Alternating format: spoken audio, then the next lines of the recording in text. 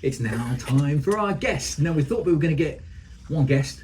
We've actually got two guests, haven't we, John? Yes, it would appear so. Yeah. Kate Hall from Jumped Up Theatre. Welcome to the Peterborough. Kate Hall. Oh, I can't speak. Kate Hall from Jumped Up Theatre. Welcome to the Peterborough podcast. Hello. And who's that with you? I have Lyra, our very lively Cocker Spaniel. She's just had a walk, but she's chomping on a biscuit in the background. She's beautiful. You like dogs, John? I love dogs. Yeah, and I like this one Lyra! very much already. Hello. No. This is our 33rd episode of the Peterborough podcast. The first time we've ever had a dog in the studio. Yeah. We feel blessed. I like to do first. Is Lyra a good girl? Yeah, she's very good. She's just 4 on years Friday, and yes, she's relatively well behaved for a Cocker Spaniel. She's beautiful.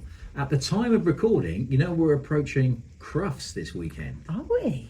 So this weekend, is it? It's this coming weekend at the time of recording. Okay. And I mean, that's a beautiful... You should go and show that no, dog. well, I think her father was an award-winning something, but she was the Cocker Spaniel that didn't go off to be a working dog. She was the Cocker Spaniel that went off to go and be in a family dog. But she needs a lot of walks. Doesn't she? Yeah, 3 a day. 3 a day. Keeps you fit though, right? It's not me. I only do Mondays. John, we're going to have to get some kind of subject based around animals on our podcast. Yeah, we could do. We could, get a vet in or a taxidermist.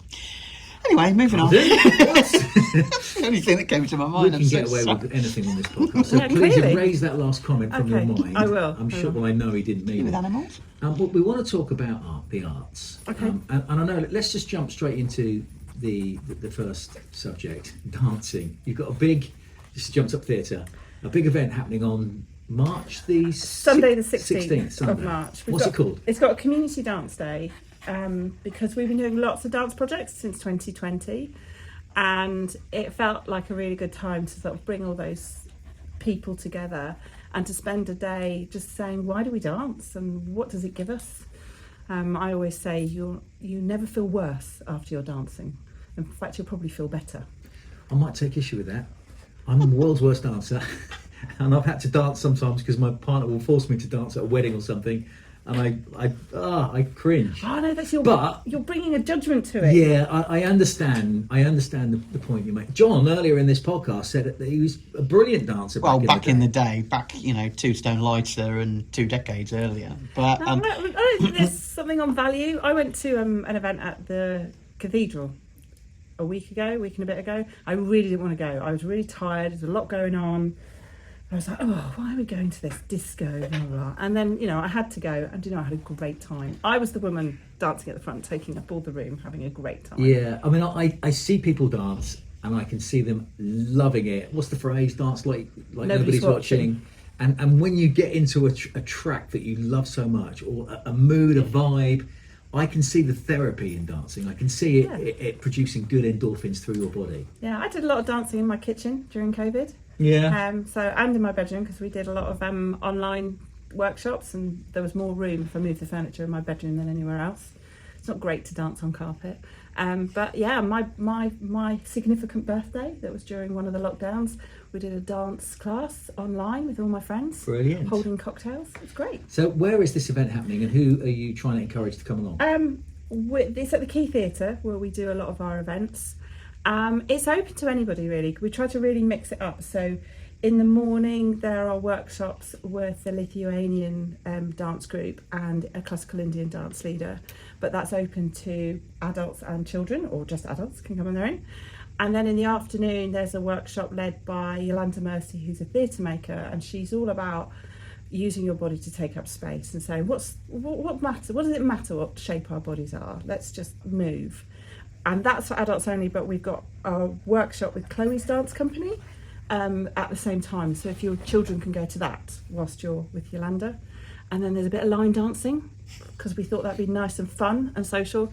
And then there's a great show by an artist called Jo Fong with her best friend, George Orange, which is all about joy. And the Guardian review said it was a blueprint for happiness. So, which is... I think if we were to pick all that apart, all the different genres of dancing, I love watching Bollywood dancing. I actually quite like country and line dancing. I like seeing everyone in step. There's a feel good for me for watching it.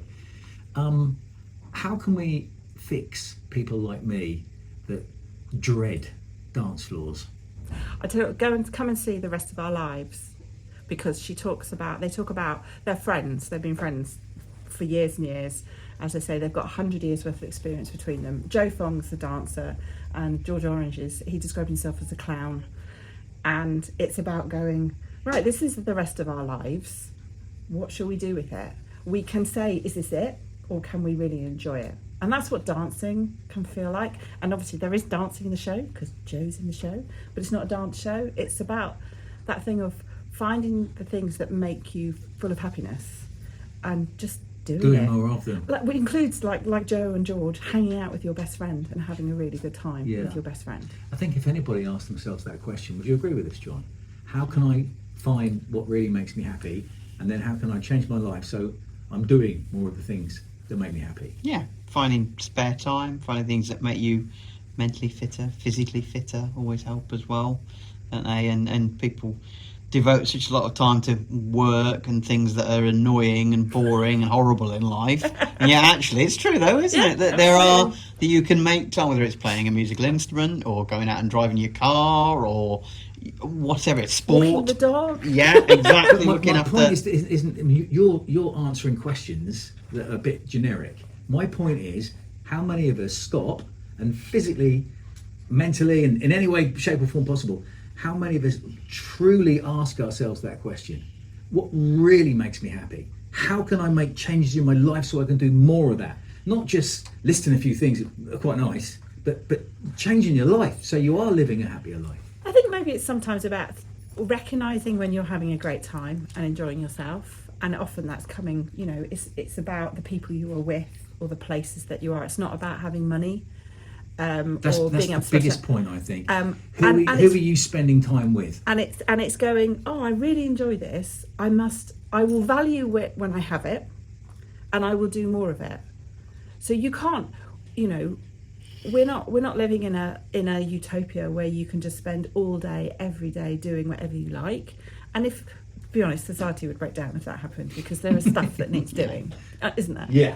But it's about recognising, God, I love this, and I appreciate being here now and in the moment, and I look forward to the next time that I do this. I mean, I'm a really positive person. I joke that I'm a bit of a Tinkerbell, so I will often be like, don't worry about what you haven't done or what you can't do, but appreciate what you have got. And I think maybe I would say that comes from a career of working in the arts, only not always being completely annoyed by my work, John, sometimes. And I think, it's quite interesting because I think maybe about 15 years ago, I remember thinking, what do I want to do more? I know dancing was one of them. And it kind of has happened by accident within my job, but it's great. Yeah, I don't think to this conversation, John. Well, Can you go out dancing more? No, maybe dancing, maybe not, but... what makes you happy? Many things. Being with my wife, my daughter, football travel. So that's done. Football. I mean, your wife and family's a given, isn't it? Your partner, you love them. Not everyone enjoys time with their wife, I'll tell you that. But it's about valuing it. John, you really value. I've seen you with your daughter, dropping her off for activities and accompanying her to stuff, and you have a real sense of pride. Gymnastics tonight, Absolutely. yeah. She's supreme, and it's appreciating it, what you've got. Yeah, well, thank you. It's making the effort and time to do it, and you work to live, you don't live to work, in my opinion. And if you're lucky enough to find work... Not everyone can do that. I mean, I wish everyone in the world could say that. But if you're lucky enough to find work that you enjoy anyway, it doesn't matter either way, does it? But the thing I was going to go on to and delve into a bit more, so I know how much you love football. Yep. And you love going to watch England play, your team Coventry play, you go to the World Cups, you go to all the big major tournaments. Yeah. What's the happiness of that for you inside? When you went to, where did you go for the last big? Where do you want? Germany, Qatar, Russia. You went to Qatar. You went to Russia.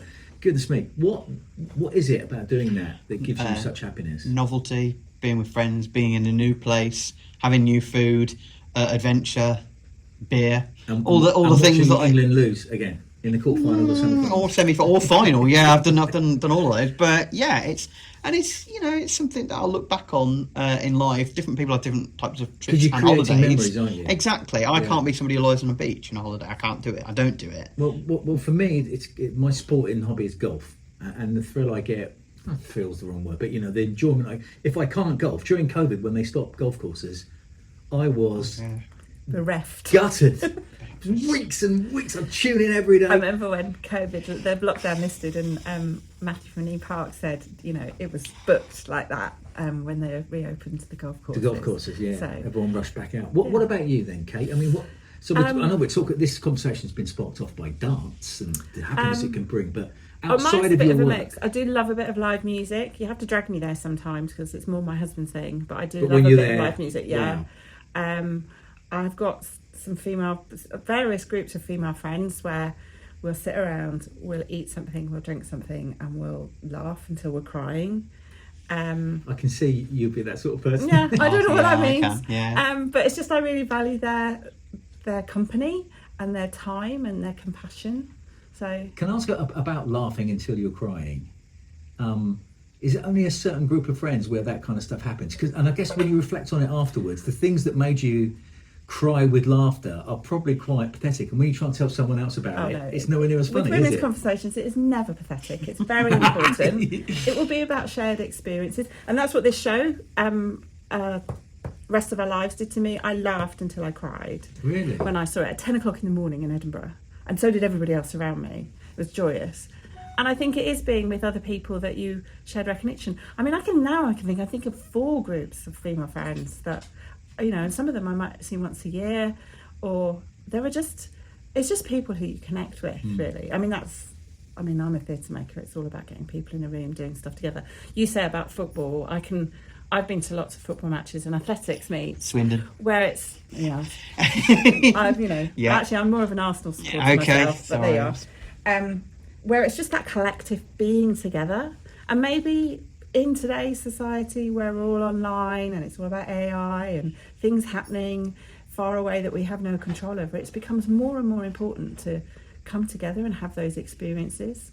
Do you like playing golf on your own or with other people? No, only with other people, and I'm really relating to what you're saying. Face to face, flesh to flesh, if you pardon the expression. Just being in other people's company is vitally important, and yet I guess in so many people's lives they forget that. And like you say, it's on the computer, on your phone.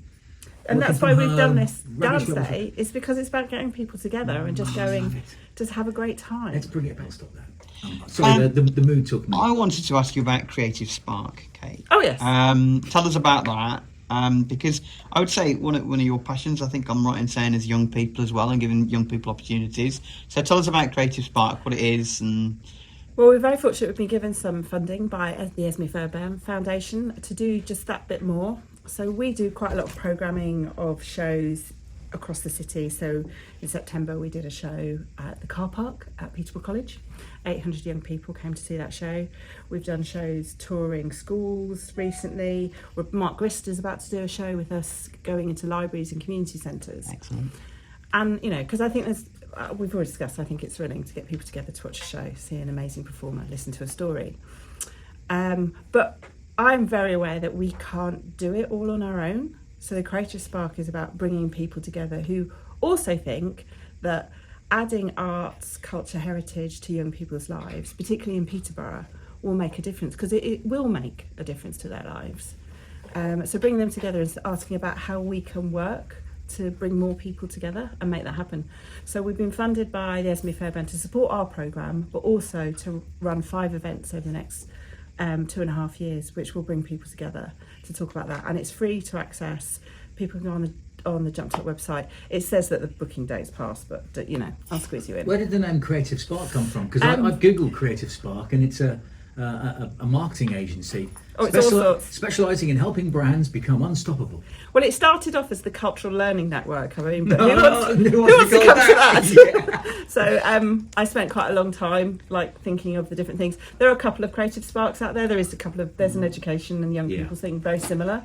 It is a nice name, and I think John asked a good question, because understanding opportunity for young people to be able to show off their creative spark, but to actually be exposed to the arts from a young age is super important. It makes such a difference. So there's data out there published by the Cultural Learning Alliance, which shows that, for instance, they've got 5 brilliant facts on their website, 10 brilliant facts, but the one that I'm currently talking about quite a lot is young people from disadvantaged backgrounds who have regular exposure to the arts are 3 times more likely to go to university.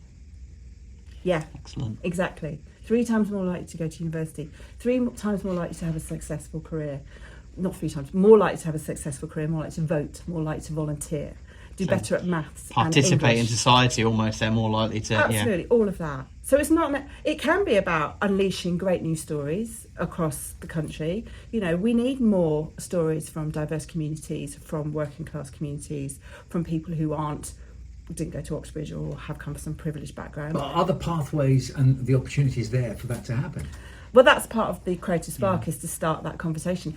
I can't fix that. Jumped Up can't fix that on our own, but we can ask the question and we can get people together to talk about it. And it's about taking collective action. It's not about us doing it. You know, our Jumped Up's power is to convene, is to bring people together. We're a theatre company, so we love getting people together in a room and having interesting conversations. It's what rehearsal is. And that's what this is. It's about doing that. And we've got Derry Burden coming from Creative Minds in Wigan, who's all about, that's her vision. So she's come to talk about it. She's like our keynote speaker.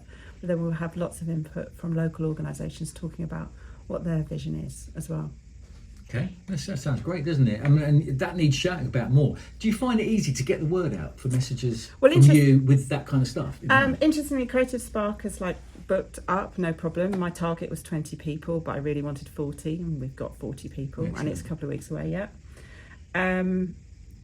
The community downstairs is a lot harder. Anything involving people to commit themselves and turn up.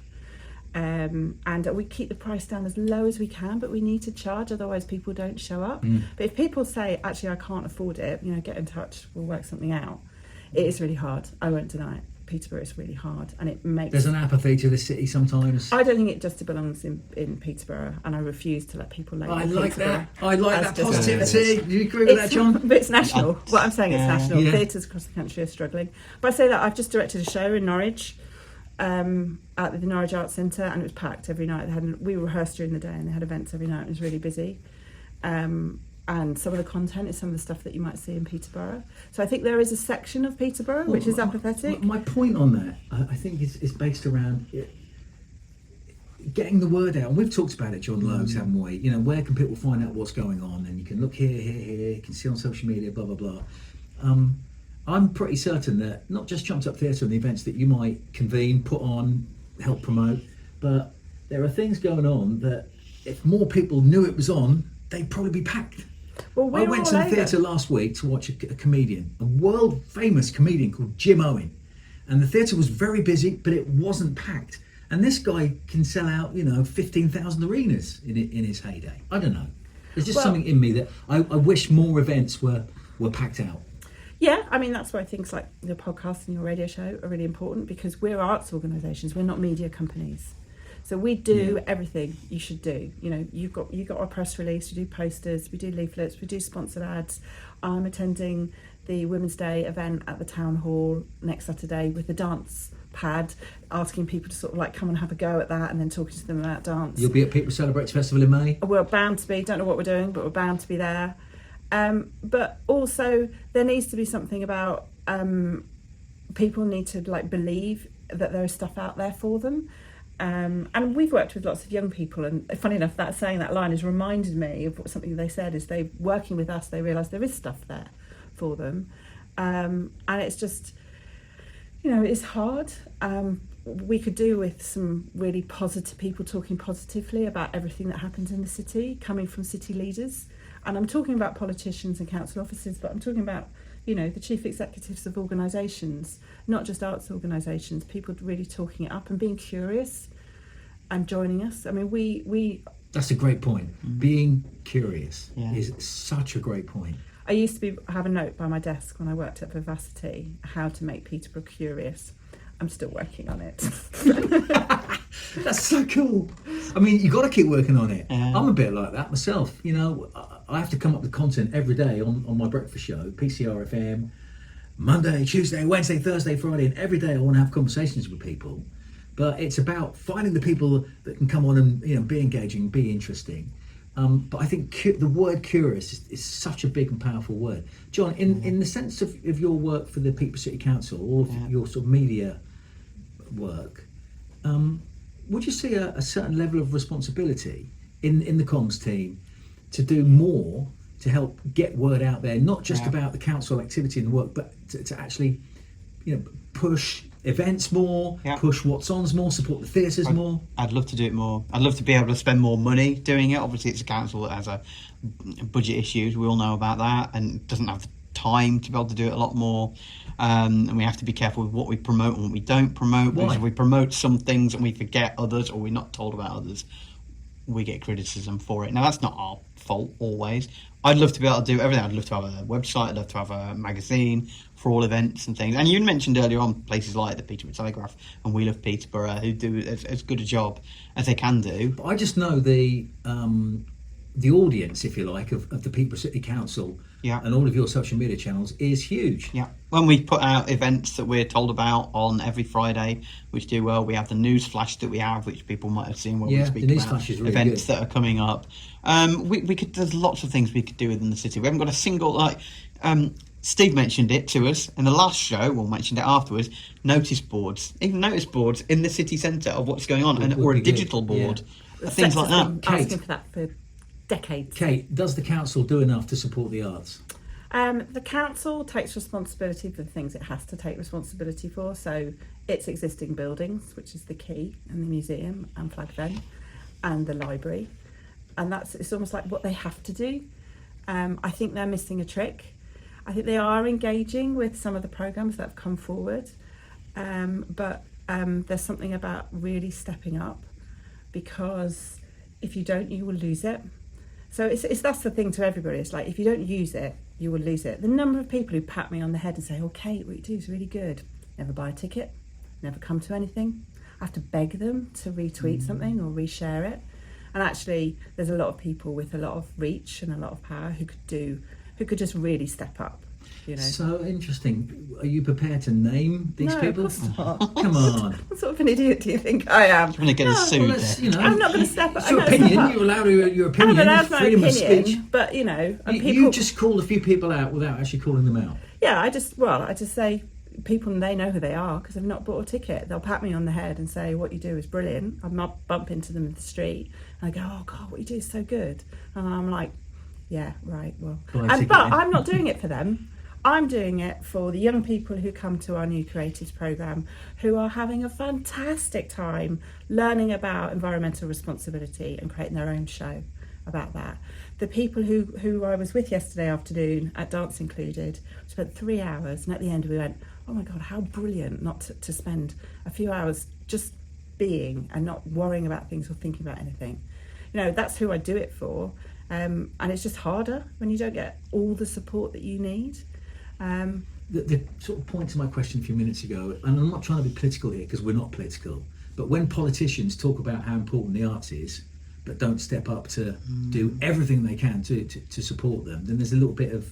Well, there's a lot of pressures in all directions, isn't there? Because they have statutory responsibilities, so things that they have to provide. But beyond education, social. But you look at the example of what happened at Chauffeur's Cottage, to bring something up that's happened recently, where obviously metal had been there for a long time, and then a house project was brought in instead. I don't want to go into that, but that was not an easy decision for the council to come up with. And there are things like that. I agree with everything Kate said, to be honest, but the council has a lot of pressures. The council massive does budget gaps. They could do more, but we understand that they've got pressures, Yeah. and not just budgetary pressures. I don't know. I just have a little feeling inside me that those people in positions of power, I guess, talk a good game. I suppose it's agreeing with what you said, but they don't necessarily. I'm not just talking about the officers and the politicians. I think there's a wider responsibility across the city to really support what exists in this city. And when people like me say, "Got this brilliant show, it's award winning, it's been nominated for the Offies in London, so it did a run at Battersea Arts Centre and it's been nominated for an award. Please come and support it. Bring people." And do that. And I think there's something about Peterborough operates like a village sometimes. Everyone knows someone else. Went to the hairdresser's this morning, got talking to her, realised she knows one of my neighbours that I didn't know. It operates like a village. But a village supports each other, really. We talk about, a child was raised by a village.